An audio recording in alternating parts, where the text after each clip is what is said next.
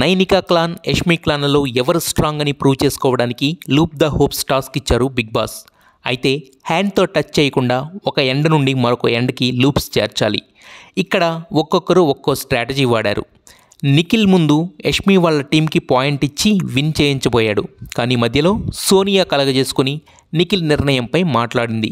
Nainika team కూడా పట్టుబట్టడంతో నిఖిల్ తన నిర్ణయాన్ని మార్చుకున్నాడు. అయితే ఇక్కడ యష్మి టీం ఎలా అయినా గెలవాలి అనే తపన కనిపించింది తప్ప ఫెయిర్గా ఆడి గెలవాలి అనే తాపత్రయం అయితే కనిపించలేదు. ఈ టాస్క్లో వీళ్ళని చూస్తే గత సీజన్లో అమర్ అండ్ కో గుర్తొచ్చారు. ఇక్కడ నిఖిల్ వాళ్ళను విన్ చేసుంటే నాగార్జున చేతిలో కోటింగ్ పడేది. సోనియా వల్ల జస్ట్ మిస్. ఇక నైనికా, యష్మి క్లాన్స్ ఒక పాయింట్తో ఉన్నారు. ఈ టాస్క్ తర్వాత యష్మి అండ్ సీత మధ్య కోల్డ్ వార్ స్టార్ట్ అయింది. యష్మి సంచాలక్ నిర్ణయంపై ఫైర్ అవుతూనే ఉంది. సోనియా మాత్రం నిఖిల్కి సోప్ వేసే పనిలో బిజీగా ఉంది. కాస్త క్లోజ్ అవుతున్నట్టు కనిపిస్తున్నారు. హగ్స్ వరకు వచ్చింది మ్యాటర్. వీళ్ళ కేరింగ్ చూసి జనాలకు అదో రకమైన ఫీలింగ్ రావడం గ్యారంటీ. రారా నాన్న అనే పిలుపులు కూడా వినిపిస్తున్నాయి.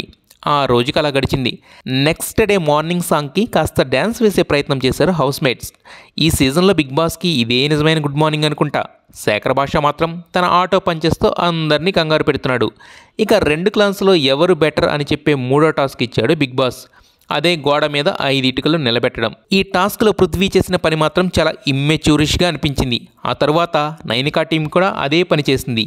ఇలా ఫౌల్ గేమ్స్ ఆడి గెలవడం అనే అలవాటు ఎప్పుడు పోతుందో ఈ హౌస్ మేట్స్కి. అయితే ఈ గేమ్ తర్వాత నిఖిల్ మళ్ళీ తన నిర్ణయాన్ని డిఫెండ్ చేసుకోవాల్సి వచ్చింది. ఈ ఫుల్ ఫౌల్ గేమ్లో యష్మి క్లాన్ గెలిచి బెటర్ క్లాన్ అయింది. ఇక నిఖిల్ క్లాన్లో నుండి సోనియాని తీసుకున్నారు యష్మి క్లాన్.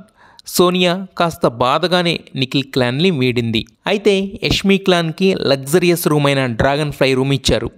నైనికలో పాజిటివిటీని మాత్రం మెచ్చుకుని తీరాల్సిందే అనిపించింది ఈ టాస్క్ చూసిన తర్వాత, దాని రిజల్ట్ చూసిన తర్వాత. ఇక మణికంఠ ఇప్పుడిప్పుడే కాస్త మనిషిగా మారుతున్నాడు అని హింట్స్ కనిపిస్తున్నాయి.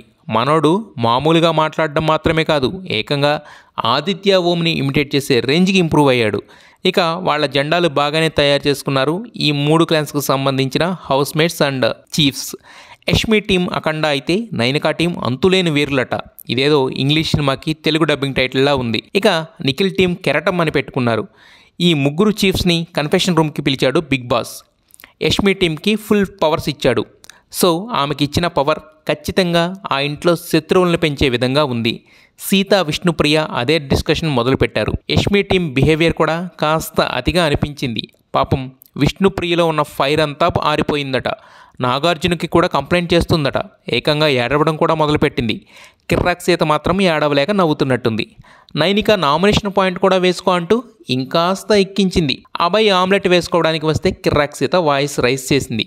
అలా ఆడియన్స్కి కావాల్సిన ఫైర్ పుట్టింది. సీత ఎమోషనల్ అయింది. అయితే కిర్రాక్ సీత మరీ షార్ట్ టెంపర్ క్యాండిడేట్లా అనిపిస్తుంది. ఈరోజు హౌస్లో పుట్టిన ఈ ఫైర్ ముందు ముందు షోని నడిపించే ఫ్యూయల్ అవ్వబోతుందా అనేది వేచి చూడాలి.